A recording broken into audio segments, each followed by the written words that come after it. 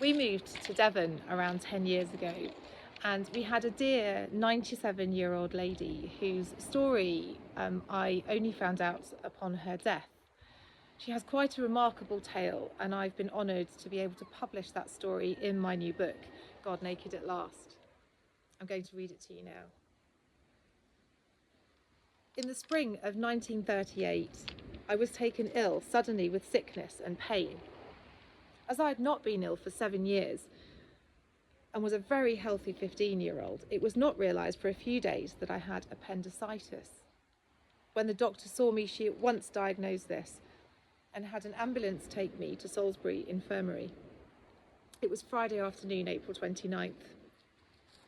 I had never experienced such symptoms before and had ceased being violently sick. The pain had dulled to an ache, so it was decided not to operate, but to keep me under observation. During the weekend, I began to feel easier and to look forward to going home. On the evening of Monday, May 2nd at 6 p.m, I was taken with such a terrible pain that I could not even call out for help. My appendix had burst. Fortunately, a patient across the ward noticed my distress and sent for the doctor. I was given an injection of morphia, which gave me complete relief, and I slept.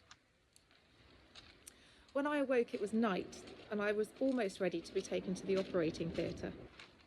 My father had been sent for and remained with me while the operation took place, which was from 11:45 p.m. May 2nd to 3 a.m.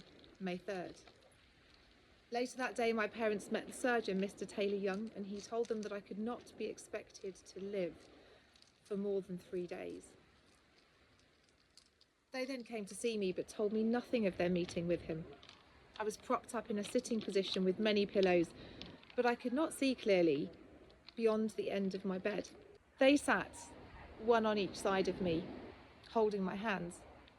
I wanted to look at both of them, so my father came around to the same side as my mother and sat on the locker base because I could not keep turning my head.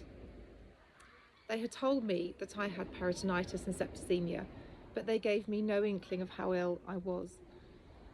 They told me that the prayers had been said for me in church and that relations and friends were praying for me.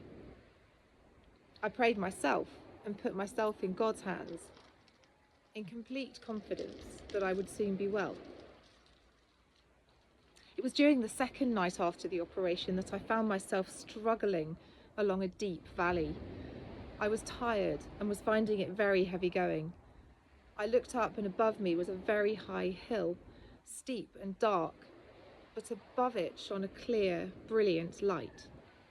As I looked, I was aware of dark figures climbing the hill, and as they disappeared over the top, they were silhouetted against the light.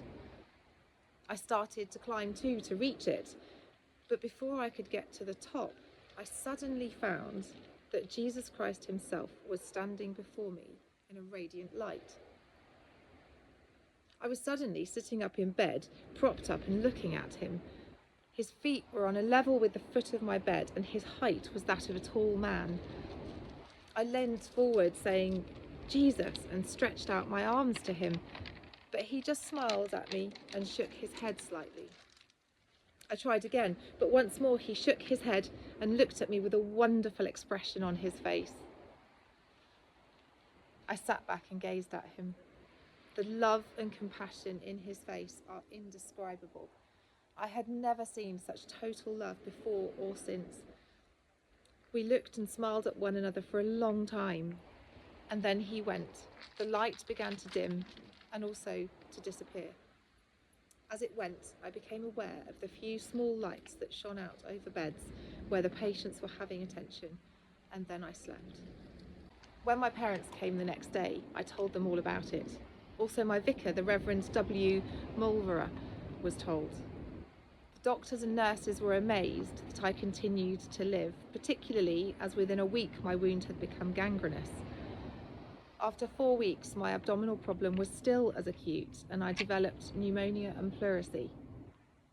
The first signs of returning health began after 6 to 7 weeks, and after just over 10 weeks of illness, I was able to go home in a wheelchair. After this, I spent 3 weeks in a convalescent home.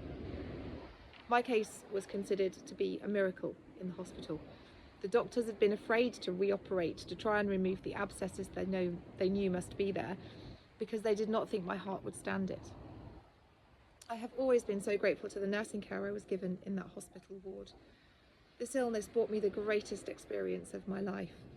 Through it, I can say quite definitely, I know that my Redeemer liveth, and that he cares for all that put their trust in him. This story was first published in 1986.